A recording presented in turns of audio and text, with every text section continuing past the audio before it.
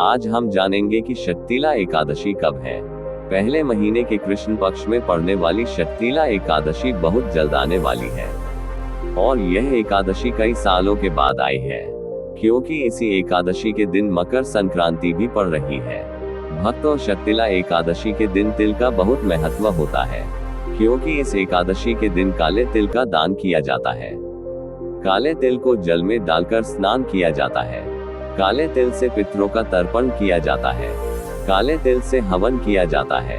काली तिल से बने लड्डुओं को खाया जाता है और तिल से उपटन भी किया जाता है।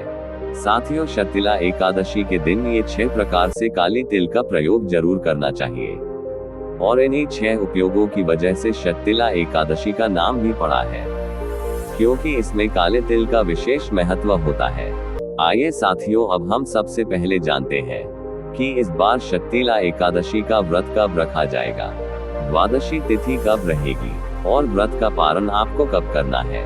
साथियों, माघ मास के कृष्ण पक्ष की शक्तिला एकादशी तिथि की शुरुआत 13 जनवरी मंगलवार के दिन दोपहर 3:18 पर होगी और एकादशी तिथि की समाप्ति 14 जनवरी बुधवार को शाम 5:53 पर होगी।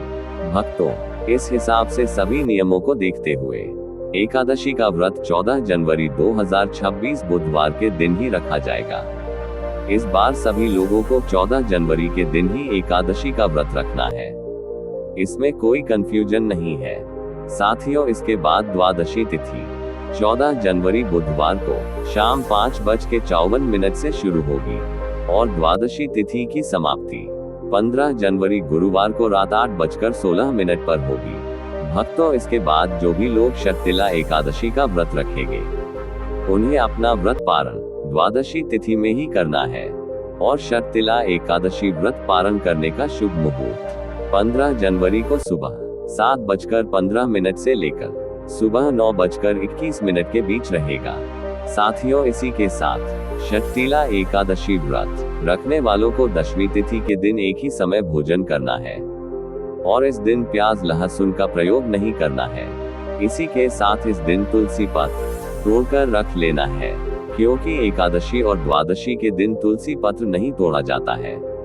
और इस बार दशमी तिथि 13 जनवरी 2026 मंगलवार के दिन रहेगी। भक्तों, इसके बाद एकादशी के दिन सुबह जल्दी उठकर गंगाजल और काले तिल डाले हुए जल से स्नान करके भगवान को स्नान कराकर अपने व्रत का संकल्प लेना है और पूरे दिन नमो भगवते वासुदेवाय नमः मंत्र का जाप करना है। और इस व्रत में आप चाय पानी पी सकते हैं, फलाहार भी कर सकते हैं, इसमें कोई परेशानी नहीं है। इसके बाद शाम के समय अच्छे से हाथ मुंह धोकर या स्नान करके भगवान विष्णु और माता लक्ष्मी जी की पूजा करके उनके सामने घी का दीपक जलाकर विशेष रूप से आराधना करनी है। भक्तों, इसके बाद द्वादशी तिथि में यानी एकादशी के अगले दिन सुबह शुभ मुहूर्त में अपने व्रत को खोलना चाहिए। व्रत खोलने के लिए गंगाजल का प्रयोग करें और व्रत खोलने के बाद सबसे पहले काले तिल और गुड़ से बने लड्डुओं का सेवन जरूर करें।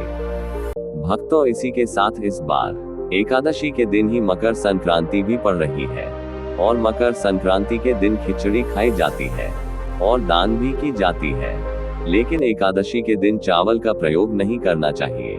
इसलिए इस बार ना तो चावल का दान करना है और ना ही अपने घर में चावल की खिचड़ी बनानी है।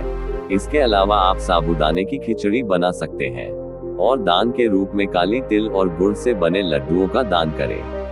तो दोस्तों, ये थी आज के वीडियो की जानकारी। ऐसी और जानकारियां प्राप्त करने के लिए सब्सक्राइब करें।